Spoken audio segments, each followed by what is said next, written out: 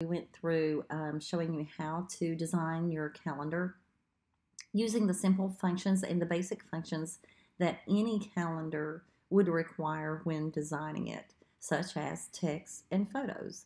How to change the font and the color of your text, placement, how to add your logo, and then how to add the photos. And those are basically required pretty much on any calendar on any style. You would want that information on your calendar. So especially for an advertising calendar. So in this video, we will go a little more in depth on how to personalize your calendar, how to make it a little more creative, if you will, maybe based on your brand theme or colors. So if you have 3 colors in your brand, then maybe you can change the text to one color, a background to another, and at least include 2 colors of your brand. Also, we will look at adding clip art and adding custom events. So the clip art, maybe you want to add it to your calendar pad just to catch your viewer's eye and to indicate to them that something is coming up at your organization that you would like for them to be a part of, or maybe to your employees that lets them know that there's an event coming up that you would like for them to participate in.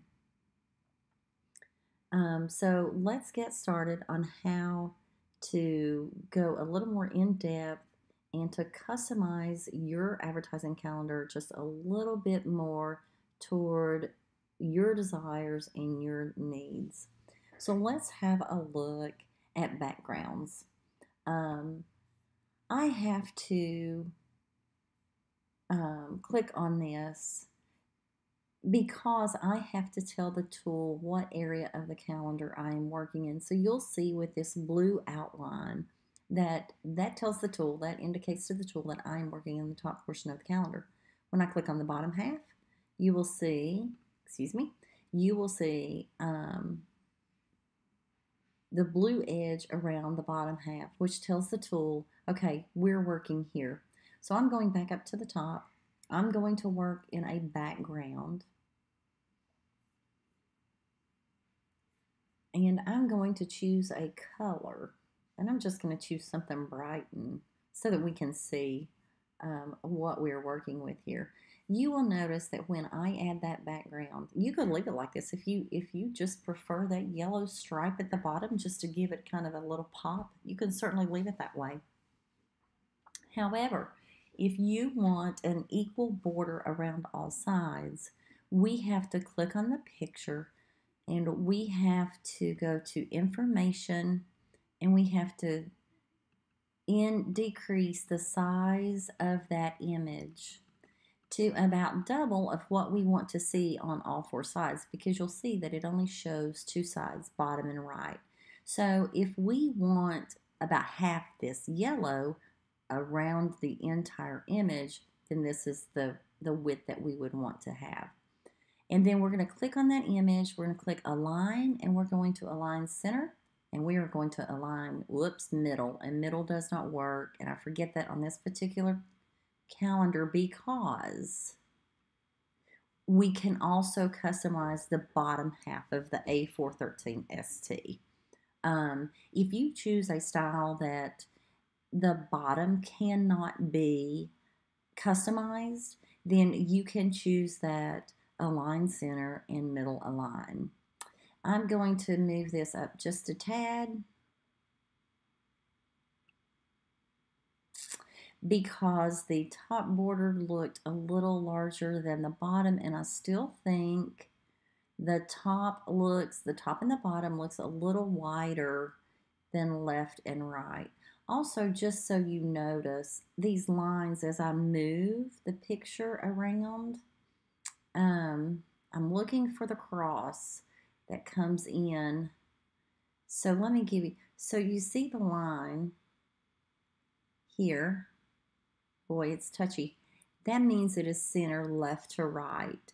When I see a line up and down, okay, here on the left, you'll see that little line in the center, and you see that cross line. So we have a line from top to bottom and a line across. We know we are centered. So I'm going to go back. I've got the picture highlighted. I'm going back to info. I'm going to dislink this, if you will, because when there is not a line through here and I just click on it, I turn it on, I turn it off. So at this point, when I change the width, it automatically and proportionally changes the height.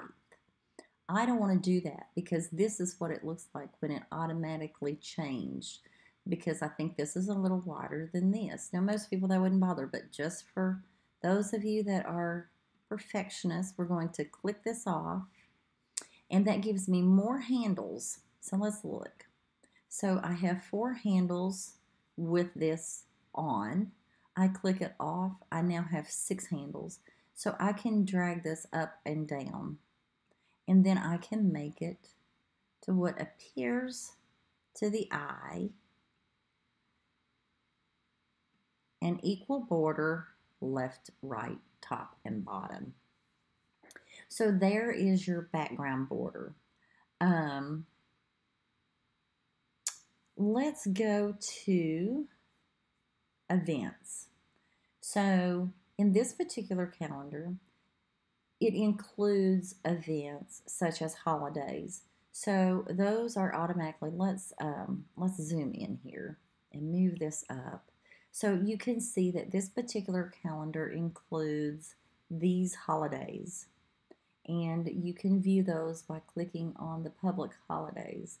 Now, also, these are standard U.S. holidays. If you like other holidays such as Canadian, Jewish, and additional U.S. holidays, you can add those by simply choosing from the drop-down menu and then check marking the ones that you would like to have listed on your calendar. Now, I'm just going to take these off.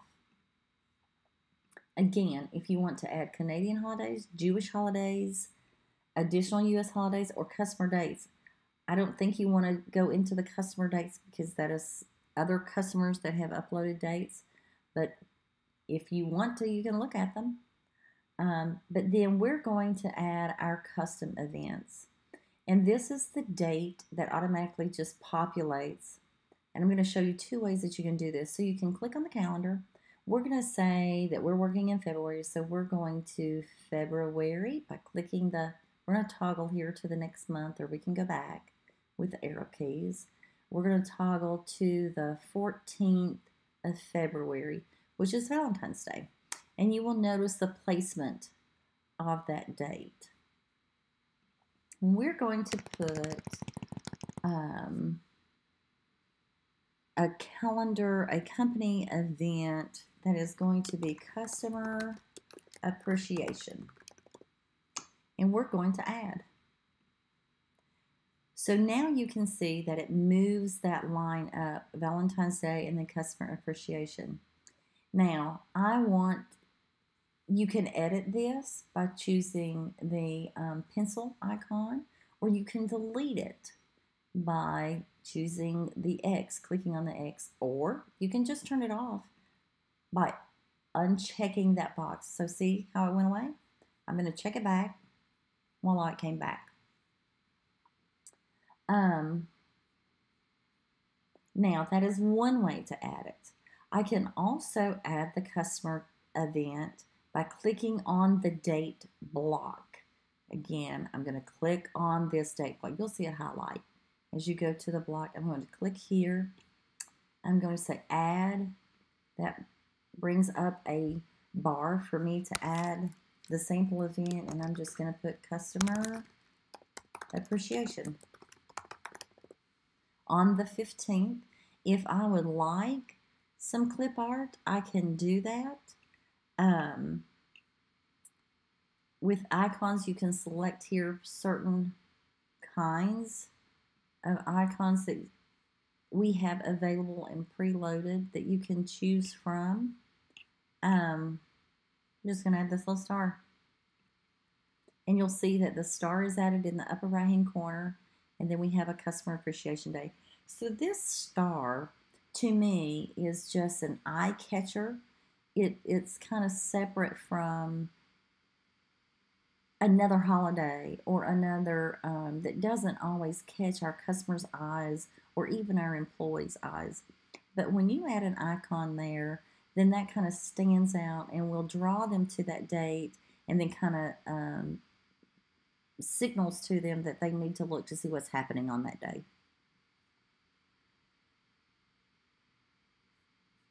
I do believe that is, I'm gonna see one more thing because I want to see, voila. I thought I could, but I wanted to make sure. So on the bottom of the A413 ST, you can also add color here.